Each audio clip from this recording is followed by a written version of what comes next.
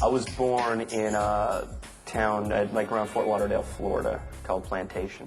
Growing up there was fun. It was average, you know.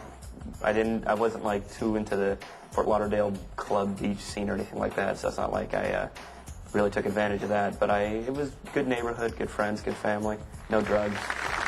Just visiting my family back in Florida. It's where I'm from, Florida. Sorry about everything. I mean, Ilion, the elections, terrorists, anthrax, cruise ships. Oh, my God. What is going on with my state? Just because it's shaped like a penis, we keep getting screwed, apparently. My parents were, they were grifters, really. They went from town to town, and I'm kidding. They were teachers. It was really hard growing up with two parents as teachers. You know, because it's like, in order to eat, I had to prove I learned something in school that day. And like, dinner time was like a game show. It's like, all right, I'll take mathematics for a scoop of mashed potatoes. I did not eat a lot. Saw my ex-girlfriend down there. She's Cuban. She was Cuban. She was actually Jewish and Cuban. Yeah, Cuban. But, man, she was late to all the sales. High school was fun. I was a pretty big nerd in high school. Not like a science geek or anything, but I think I touched a breast in high school. Love Hispanic women. I was actually dating a Mexican woman out here. She was hot. I love to see the language. The Spanish language is so sexy. I mean, all she had to do was tell me what she was going to make for dinner, and I'd get excited. You know, honey, what's for dinner? Well, first I'm going to make arroz con pollo. After high school, I went to college. Pretty much was academic and just a lot of theater. I got my degree in theater. So, yeah, I guess if you want to say I partied with the theater people. It's like, oh, what is that, Zima? Woo, put it down, Stan, put it down. You're going to get crazy, crazy. Before I started doing comedy professionally, I had little day jobs, but nothing, because I always knew comedy was going to be my career. Worked at McDonald's, worked at Chick-fil-A. I worked at Chuck E. Cheese Pizza for 2.5 years as Chuck E. Cheese, which nothing really shoots your ego like getting kicked in the balls by a 2-year-old. And she has a brother. She has a little brother who's one of the gangbangers, a churro. He's one of the churros. And I said, you're a churro? He goes, yeah, I'm a churro. And this is my sister Flan and my brother Lollipop. But yeah, I had this really weird epiphany. I was about 16 or so, and I'm getting ready to be Chuck E. Cheese, so getting into character. And I'm actually getting in the costume, and I've got like the bottom half of the Chuck E. Cheese costume, and I got my leg up on something, putting on the Chuck E. Cheese rat feet. And I'm doing that, and I catch a glimpse of myself in the mirror with these gray feet and legs and this fat suit, my sweaty head in a bandana. I look at myself, I'm like, what in the name of hell am I doing right now? And I said, you know what, I don't want to work anywhere where I don't want to like what I'm doing. So it's like at that moment, I'm like, all right, comedy's the only thing that I seem to really like, and performing, so that's what I'm going to be doing. I love watching TV. I got to say, my favorite things on TV were those original video shows on Fox. Remember, like When Animals Attack, World's Scariest Police Chases? Yeah. The best one of all was this guy fishing who catches a shark. Now, the funny thing about this was this guy was from New York, and he had this whole New York Italian mentality. So you got to know that network edited the crap out of his original interview, you know? I'm sure the original for TV interview was this little Italian guy sitting in a chair looking at the camera like, all right, here's what happened. So I'm fishy, right? When all of a sudden I feel this tug on my pole, I'm like, what the is going on here, you know?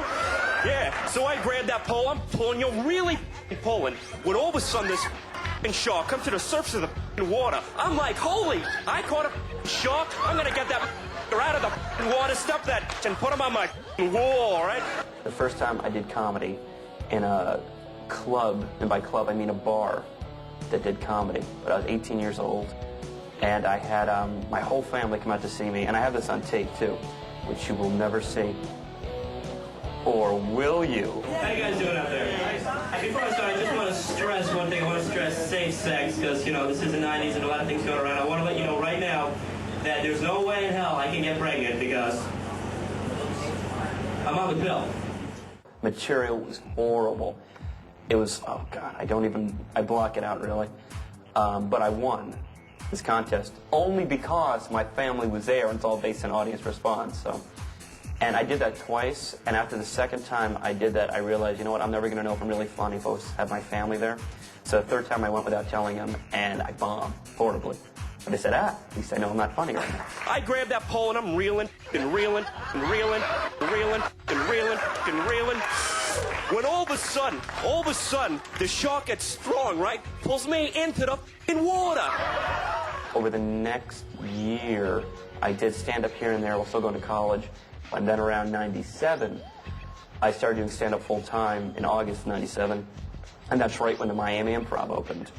So I started working there regularly as an MC, and then Uncle Funny's.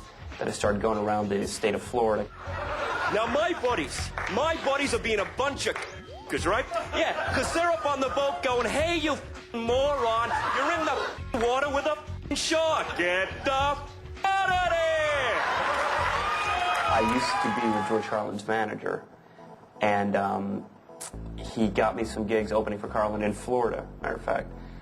And the first time I was hanging backstage at this theater, and then Carlin comes in from outside, and he goes, hey, Flip, I'm going to go put my stuff away. I'm going to watch you. I'm really looking forward to seeing you. I'm like, oh, cool, okay, man. So so they introduced me, go out on stage, and I have a really great set.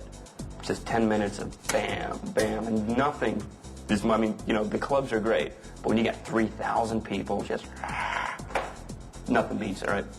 So I get off stage, and I knew Carlin was watching me too, so that just made it even more nervous. But when I get off stage, Carlin kind of pats me on the back and goes, hey kid, you were funny. Man, you're like an ostrich on PCP. I'm like, oh my God, can I use that? And because I'm very energetic and wild. And he goes, yeah, actually, what's funny, a PCP or angel dust? I went, I think PCP. He goes, yeah, PCP's funny. So they get me out of the water. Let me tell you something, people. That water was f***ing cold. And the shark, he got this look in his eye, like, I'm going to get you back into this f***ing water. I'm looking at him like, hey, come on, kiss my, suck my, and to you. My toughest road gig, not that it was tough in that the audience was bad. It was tough in that I had one of the most, I had like another Chuck E. Cheese moment there. But this is what I remember. I was performing in like a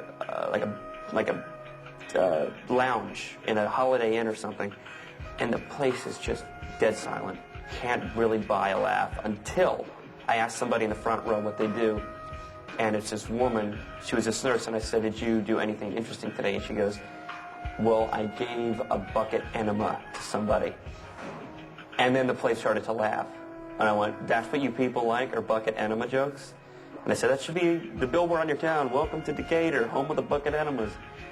And they're laughing, and I realized I made them laugh by saying that. And I look up, and I see my reflection in the mirror on the top of, the ceiling of the dance floor. And I just see my reflection. And I remember thinking, what am I doing in Decatur? Please, God, let this be worth it.